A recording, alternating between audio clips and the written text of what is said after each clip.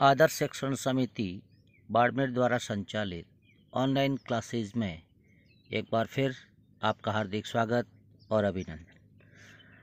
आज हम अध्याय 9 पाठ का बाकी वाला जो हिस्सा है वो पूरा करेंगे।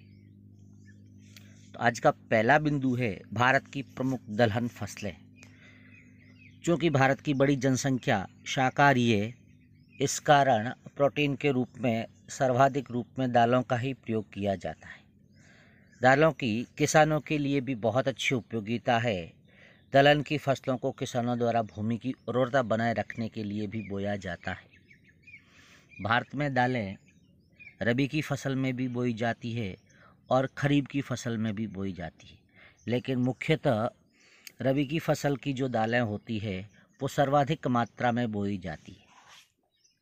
खरीफ की फसल की दालें इस प्रकार है: मूंग, मोठ, उड़द, अरहर। रबी की फसल की दालें मटर, चना, मसूर आदि दालें। भारत में दालों के उत्पादन में सर्वाधिक जो हिस्सा है वो चने की दाल का है, यानी लगभग 33% हिस्सा चने की दाल का। दालों का सर्वाधिक उत्पादन मैदानी भागों में होता है। मैदानी भागें बोले तो उत्तरी भारत के अंदर होता है, जैसे पंजाब, हरियाणा, राजस्थान, उत्तर प्रदेश, पश्चिम बंगाल आदि।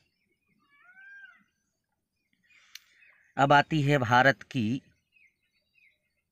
मुद्रादायिनी फसल।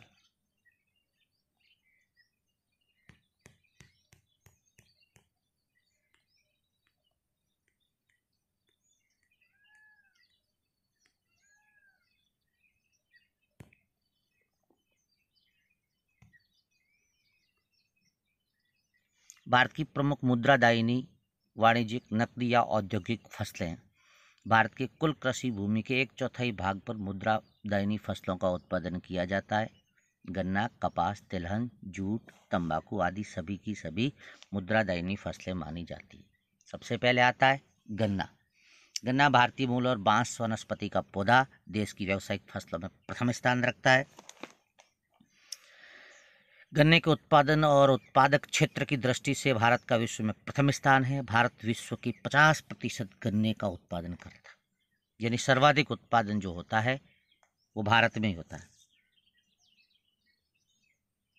गन्ने के लिए भौगोलिक दशा है। उत्पादन उष्णकटिबंधीय भागों में, तापमान 15 डिग्री सेंटीग्रेड से 30 डिग्री सेंटीग्रेड, वर्षा 100 से 200 सेंटीमीटर, मिट्टी नमीयुक्त, चिकनी, दोमट, कछारी।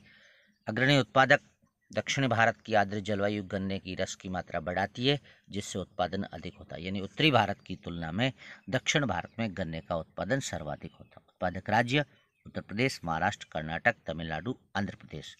और गन्ने का उपयोग आप सभी जानते हैं, गुड़, चीनी या एल्कोहल बनाने में इसका उपयोग किया जाता। कपास। भौगोलिक दशाएं: खरीफ की ऋतु में बोई जाती है। तापमान 20 डिग्री से 35 डिग्री, वर्षा 75 से 100 सेंटीमीटर, मिट्टी गहरी और काली मिट्टी, चूने और पोटाश की मात्रा। उत्पादक राज्य गुजरात, महाराष्ट्र, आंध्र प्रदेश। भारत में कपास की 3 किस्में बोई जाती है, जिसमें सर्वप्रथम लंबे और महीन रेशे वाली कपास, जिसे हम अमेरिकन कपास के नाम से भी जानते हैं। भारत के कुल उत्पादन में इसका योगदान 50%, यानी सर्वाधिक योगदान इसी का है। पंजाब, हरियाणा राज्य पर, जिसमें ये सर्वाधिक बोई जाती है। मध्यम रेशे वाली कपास, भारत के कुल उत्पादन में इसका दूसरा और सबसे बड़ा योगदान 40%, गुजरात, महाराष्ट्र, हरियाणा। छोटे रेशे वाली कपास, भारत के कुल उत्पादन में न्यूनतम योगदान 10%, देश के अधिकांश भागों में अल्प मात्रा में ये बोई जाती। कपास के बाद में जूट। जूट एक रेशा फसल है, यानी जूट से बोरियां भी बनती है, आपने देखी होगी। जूट का उपयोग जूट के पौधे के तने से कागज और लुगदी उद्योग, छाल बंधाई और बुनाई हेतु भी इसका काम किया जाता है। उत्पादन उष्णकटिबंधीय आर्द्र जलवायु जो वृद्धि के लिए इसके आवश्यक है। उत्पादन राज्य अग्रणी उत्पादक राज्य पश्चिम बंगाल है, जो देश के कुल उत्पादन का 60% योगदान अकेला देता है। तिलहन। खाद्य तेल का स्रोत है, तिलहन को माना जाता है। भारत में विश्व के 10% तिलहन का उत्पादन किया जाता है। भारत में तिलहन खरीफ और रबी दोनों ऋतुओं में उत्पादित की जाती है। तिलहन की प्रमुख फसलों में मूंगफली, सरसों, तिल, सूरजमुखी, अलसी, अरंडी, सोयाबीन आदि है। भारत में मूंगफली और सरसों दोनों फसलें देश के कुल तिलहन उत्पादन का 80% योगदान देती है। सबसे पहले हम पढ़ेंगे मूंगफली। वैसे ये मूंगफली ब्राजील मूल का पौधा है, लेकिन विश्व का 30% जो मूंगफली उत्पादन है वो भारत में किया जाता है। भारत में इसकी बुआई खरीफ की ऋतु में की जाती है। देश के कुल तिलहन का 45% जो हिस्सा है वो मूंगफली से प्राप्त होता है। क्योंकि मैंने चूंकि आपको दो ही फसलें बताई थी तिलहन में, मूंगफली और सरसों, जो देश के कुल तिलहन उत्पादन में 80% योगदान देती है। देश में मूंगफली की 85% जो पैदावार होती है वो गुजरात में, आंध्र प्रदेश और तमिलनाडु में की जाती है। सरसों, विश्व की 70% सरसों भारत में उत्पादित की जाती है। देश की कुल तिलहन फसल में 35% सरसों का योगदान, 35 सरसों का, 45 मूंगफली का, कुल मिलाकर 80%। देश की जो 85% सरसों है उसका उत्पादन उत्तरी भारत में किया जाता है। उत्पादन की दृष्टि से देखें तो हमारा राजस्थान प्रथम स्थान पर है, द्वितीय स्थान पर उत्तर प्रदेश और तृतीय स्थान पर मध्य प्रदेश आता है।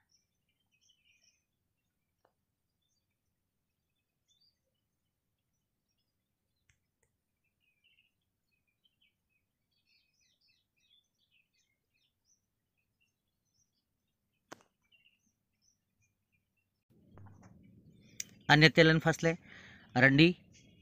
अरंडी के तेल का उपयोग मशीनों में लुब्रिकेंट यानी सैनिक, साबुन और चमड़ा शोधन में किया जाता है, जिसका सर्वाधिक उत्पादन आंध्र प्रदेश में होता है। दूसरी, सोयाबीन का सर्वाधिक उत्पादन मध्य प्रदेश, महाराष्ट्र और राजस्थान में किया जाता है। अगला जो हमारा बिंदु आता है वो आता है भारतीय अर्थव्यवस्था में कृषि का योगदान। तो भारतीय अर्थव्यवस्था में हमारी कृषि किस प्रकार योगदान देती है? रोजगार का साधन, यानी जब भारत आज़ाद हुआ उस समय तकरीबन 3/4 जनसंख्या कृषि पर निर्भर थी, लेकिन वर्तमान में भी 55.6% अकॉर्डिंग टू अपनी बुक है उसके अनुसार 55.6% जनसंख्या प्रत्यक्ष रूप से कृषि या कृषि के सहायक क्षेत्रों में जुड़ी हुई, चाहे कृषि में हो, पशुपालन में हो, वानिकी में हो, इन क्षेत्रों में हो, इनको रोजगार मिलता है। सकल घरेलू उत्पाद में सहायक, देश के सकल घरेलू उत्पाद में 51 में देखें तो बहुत ज़्यादा योगदान था, लेकिन वर्तमान में धीरे धीरे कृषि का योगदान घट रहा है, क्योंकि द्वितीयक और तृतीयक क्षेत्र लगातार उत्तरोत्तर वृद्धि कर रहे हैं। 2011-12 की कीमतों के अनुसार देश के सकल घरेलू उत्पाद में लगभग 15% योगदान रह गया। विदेशी व्यापार में योगदान, भारत का विदेशी व्यापार में भी कृषि का योगदान लगातार कम हो रहा है। सिर्फ 2.07% योगदान ही बचा है, जिसमें चाय, चीनी, तिलहन, तंबाकू, मसाले, ताजे फल और बासमती चावल आदि का निर्यात किया जाता है। उद्योगों में कच्चे माल की आपूर्ति, भारतीय उद्योग कृषि पर निर्भर है, चाहे कपड़ा उद्योग हो, वनस्पति तेल उद्योग हो, जूट उद्योग हो, चीनी उद्योग हो, रबड़ उद्योग हो, मसाला उद्योग हो, कोई भी उद्योग। औद्योगिक उत्पादों के लिए बाजार, यानी उद्योगों में जो उत्पादन होता है वो उत्पादन कृषि में किस प्रकार से काम आता है। मशीनरी, चाहे ट्रैक्टर हो, जुताई के उपकरण हो, खाद हो, कीटनाशक हो, जिनका उत्पादन उद्योग में होता है, लेकिन बाजार कृषि को माना जाता है। भारतीय कृषि की कम उत्पादकता के कारण हमारे देश में जो कृषि में उत्पादन है वो कम क्यों हो रहा है? इसके पीछे क्या कारण है? हमारी कृषि मानसून पर निर्भर है। वर्षा की अनियमितता, वर्षा की अनिश्चितता, बाढ़ और सूखे की विभीषिका, इस कारण हमारे देश में कृषि का उत्पादन कम हो रहा है। भारतीय कृषि के विकास में बाधक तत्व अशिक्षा, गरीबी, ऋणग्रस्तता। ये गन्ने की फसल है, आप देख सकते हैं, ये कपास की फसल है, ये जूट जिससे बोरियां बनती है, देख सकते हैं आप लोग, ये जूट की रस्सियां हैं, ये जूट की फसल है। अब आपको लगता है कि इस पार्ट में से करना क्या है, तो करना प्रश्न यानी टोटल के टोटल आपके नोट्स बनाए हुए, इस नोट्स के आधार पर आप अपने कॉपी में काम कर सकते हैं। धन्यवाद।